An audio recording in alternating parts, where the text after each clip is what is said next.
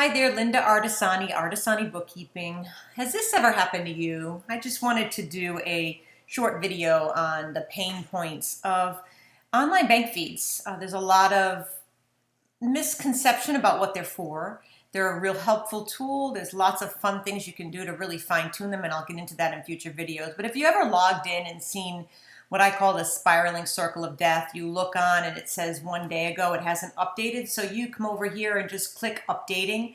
You get 3 shots at updating, and then you get an error code that pretty much doesn't tell you a whole heck of a lot. It tells you that they're sorry, we're temporarily unable to download information from your bank, and you can wait overnight to see if it's gonna work. And you get this, it's frustrating, let's put it that way. What do you do? Well, they've created this really neat tool, and I have to thank Meg at the community, Intuit Online community, for sharing this little tool. And I'll put this in the feed bar at the bottom. It's a little tool that somebody over at Intuit created, and it says right off the bat, before you start, first a warning, don't disconnect your bank account from QuickBooks Online. And that's sometimes kind of necessary to reconnect if there's a clog in the system, or if you've perhaps changed your banking information, your online banking information. You do have to reset it if you reset your password. Also, if you change banks or maybe had a problem where somebody hacked into your account, you had to change your account number, you would have to do that. But in this case, I've just got this hanging problem. So what can you do? And if you just follow the steps here, the first step, of course, is to perform that manual update, which is what I clicked before, and it's just spinning around and hanging and not really doing anything. But that's one of those things. So if it didn't, my transaction still didn't download, I click no, and then it says, did you get an error? Well, I have an error that contains a fix-it link. Well, I didn't get that. I have a more information error, so I didn't get a fix-it link. I just have a more information.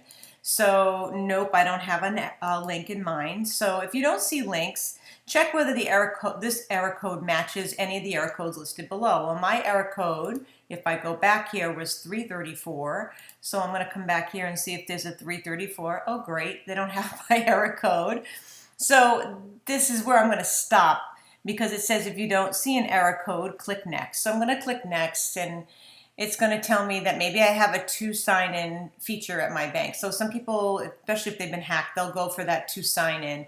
And then you can go onto your bank site and see if you're able to log in the bank site. So that's the next thing you can try to do, is just log in on your own manually to your bank and see if you can log into your banking. So I could try to do that and see if it lets me log in to my bank account.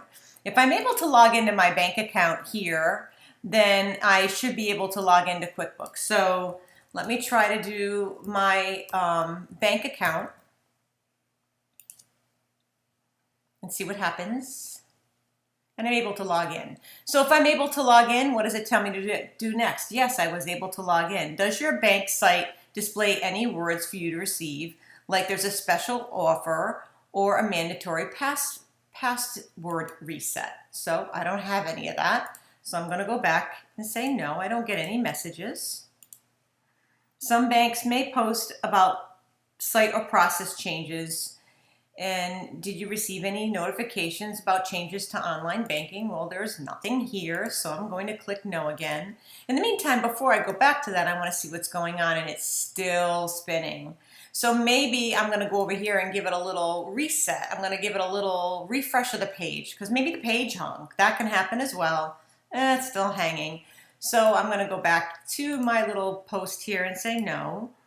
And then it tells me to connect to the sample company. So maybe I need to do this part of it to see if I can open a sample company and then run through the steps here and see if maybe I'm able to log in. So it says open the sample company. If I click here, it's going to throw me out of the QuickBooks over here, because it's just going to open up a sample company, and it's going to log me out of my personal company and then see if I can go through these steps. So this is a little tool that might help you through the bank feed problems that exist. If you're able to go through there and get that done. Let's see what happens if I say no, I cannot. So it's going to tell me that there's a problem with QuickBooks Online, and your bank your bank is communicating with their engineers to resolve it. So that's one of the errors that you'll get. If you are able to download the transactions, then it's probably going to tell you to go to reconnect. So reconnect your bank feed and then reconnect it. I'm actually going to click I understand, and then I'm going to disconnect, and you can go through the steps to disconnect. It's going to give you a little video here on how to disconnect and how to reconnect. And what I'm going to do here is what it suggested that I do, and just wait till tomorrow. As frustrating as it is, I'm probably better off to just wait till tomorrow and then try a manual update. A lot of these things are fixed the very next day. I'll log in and I'm fine. So I would wait. It's kind of strange that I've got a couple of accounts that aren't updating. So you can go onto another screen here and just try to go to someplace else for a while. I've got 2 accounts that are actually having trouble, 2 different banks. Chase is different than Bank of America, so who knows what's going on with my bank feed. Clearly I can try to update again when it stops running. I can log out, log back in maybe with a private window, and I'll get into that in another feed, another YouTube video later. But I just wanted you to see that even as an advanced pro advisor, I can log into my own account and have the same issues. So that's today's little short video. I know it's a little bit longer than normal, but a short video just to let you know what to look at if you have this problem. I'll share this link at the bottom of the page so you'll be able to log to it if you're having online bank feed errors. It's just a way to process through them. They happen to all of us. Yes, they're frustrating, but the bank feed feature is so positive. It saves so much data entry that if you have to live through these little days where they don't work, just coming back tomorrow will sometimes clear it all up. Thank you for listening, and I hope to see you back soon.